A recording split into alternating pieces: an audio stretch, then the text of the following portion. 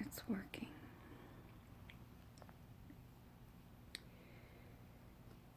So,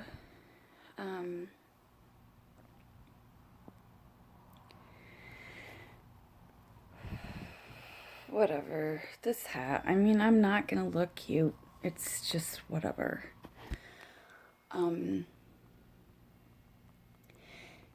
Hey, Joey, I love you. I don't understand why, but that doesn't negate that I love you. The heart knows reasons that reason cannot understand. And hey, H, go away. Sorry if that's rude, whatever. Sorry, Joey, if that bothers you. This was supposed to be just between me and Joey because I can't write. And I can feel all the pain that he's going through, and I have never been very good at just cutting people out or whatever. But H, this isn't a channel for you. I don't know why Joey cannot keep any of his promises. Not that I fully extracted a promise from him, but I let him know that I wanted it to be just between me and him.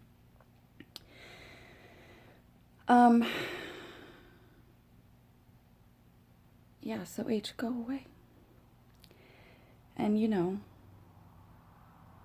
you don't have to. You could ignore me too. But anyway, Joey, I love you very, very much, but I don't like you right now. There's a song by Grace Vanderwaal out called I Love You, But I Don't Like You, or something like that. You've crossed too many boundaries, and you've broken too many promises, and you're continuing to do it even in the last few days of being connected on this YouTube channel.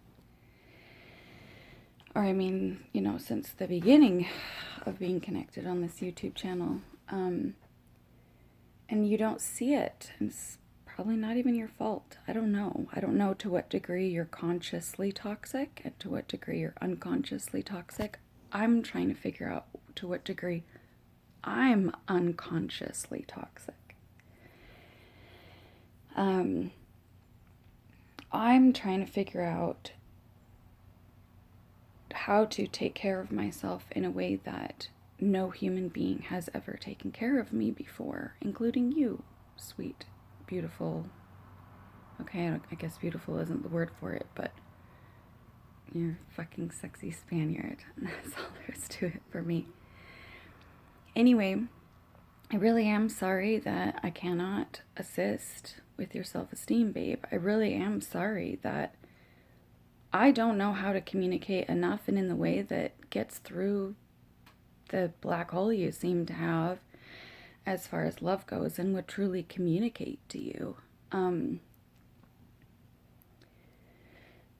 So, yeah, I told you it wouldn't be instant gratification. I told you I wouldn't be able to always be on here. You didn't ask, are you okay? How are you doing? There was no hint of concern.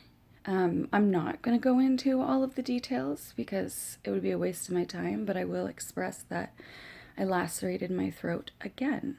It's about the 4th or 5th time that it's happened since you left, Joey, from wailing, sobbing, keening. And my wrists, I can't even describe. You knew that I had gone out that day, and all that you responded was, okay, talk later. And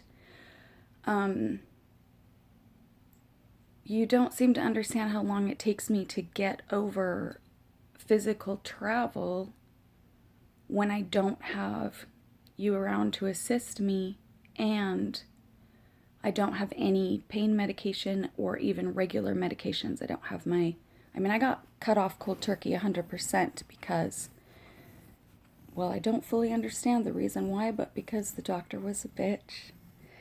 And she could not handle the extent of pain that I was in, and she lied and said she didn't have my prescriptions. And I'm still trying to get in with another doctor because She literally yelled at me, "You're 40 years old, get a hold of yourself." When I had explained to her that I was feeling emotionally and mentally between 3 and 12 years old, and or like a, Alzheimer's patient, my brain's been left out at a New Year's Eve party. My brain is Swiss cheese and it's been left out in a New Year's Eve party, half of it in pickle juice and half of it out. I mean, this is what it feels like my brain is. Now, I'm sorry that those things didn't compute to her, but I'm not going back to her again. So hopefully this new lady will be good. But anyways, that's a total digression. And sorry, the movement, I'm like scratching my hand and I can't do the whole thing because the phone is too heavy, so I can hardly ever hold it. This situation is basically, I'm not blaming you, Joey. So very rarely have blamed you for anything. It's amazing how often you think that I am. I am saying your choices, both the actions that you took and the actions you didn't take, and in the ways that you've perceived things and twisted the narrative, it has all accumulated and created consequences that I'm having to face right now. You are having to face right now. And, for God's sakes, even H is having to face some of the consequences of the discord between our marriage. Not to mention all of the other factors and situations. So basically, I'm just feeling like I need to tell you that I get that you don't see it because you've been swimming in the manipulation and gaslighting. On the note, the comment that you wrote, you said you didn't mean to. You weren't aware of it. And then you made a video, like the next day saying you just don't do that. That you don't manipulate, you don't gaslight, you're not doing that. Well,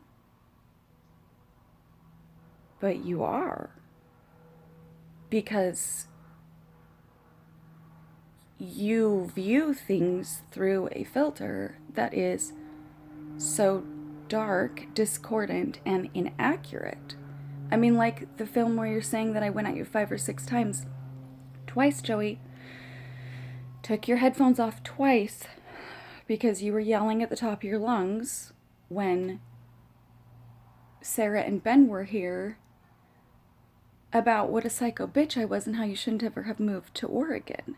Because I wasn't able to open up and talk about my feelings within 2 minutes. You act like it was this big fight, but I was literally in the room for less than 4 minutes before it broke out. And I know because I hadn't smoked very much, and I had just left Chris and Nina and Sarah, and I was so hurt by the fact that all of my patience and my love had been shat upon like that. And that's the thing, is you have a pattern of, if you don't know exactly what's going on with me, you freak out. You freak out. And yet I've been raised and trained, and I'm doing everything I can to get back to the point where I don't just immediately pop off, where I do everything I can to calm my emotions, and then discuss things.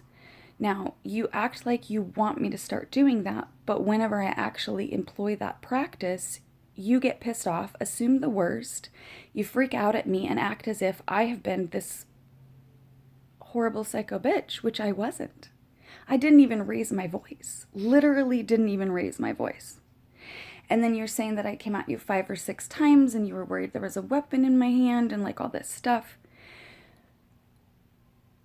PTSD is one thing, but taking PTSD and painting more areas of, the property with it and acting like it's a bigger thing than it really is really gross.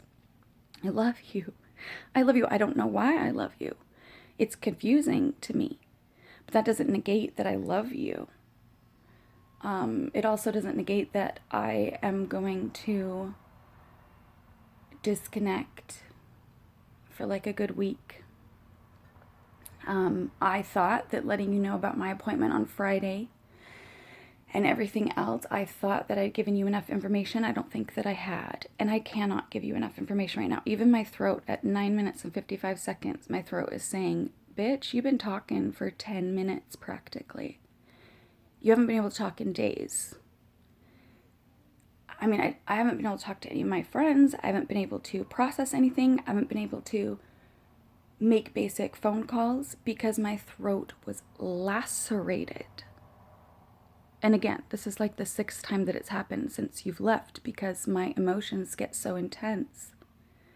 Anyway, the time is passing and I don't know if this will work or not, so I better stop it and try to send it to you. And if you get love out of it, great. But I really strongly suggest that you go to the Helping Me file that I have on there. Excuse me. Oh, and the acid reflux. You have no idea. I've been trying to swallow apple cider vinegar before I go to sleep every night to get rid of the acid reflux because I have no options. It's kind of working, but it's so gross. Anyway, I gotta go. I highly recommend that you cultivate love within yourself, that you find a way to be okay with all of your shadow portions of you, the portions of you that have been ignored and neglected for so many years, portions of you that have never been loved and cared for because your parents, they didn't mean to, but boy, they sure fucked up. Just like my parents, boy, they sure fucked up. And you were the one who was all about exaggerating what I said about my parents and making it seem as if I was saying they were trying to kill you, when I was just saying they are so toxic to themselves. There's no way that you would be safe staying here if I go to the hospital and go to the psych ward. Like, Jeff would kick you out, you'd be homeless. You could die if you're homeless, again, was my concern. Not concerned about it anymore because I have given and given and given and given and provided a roof over your head, babe, for a long time through all sorts of circumstances that were not good for me. They were completely anathema to me. And I did it because I love you and it was never enough. Well, you're going to have to find enough inside yourself, babe. Okay? Bye.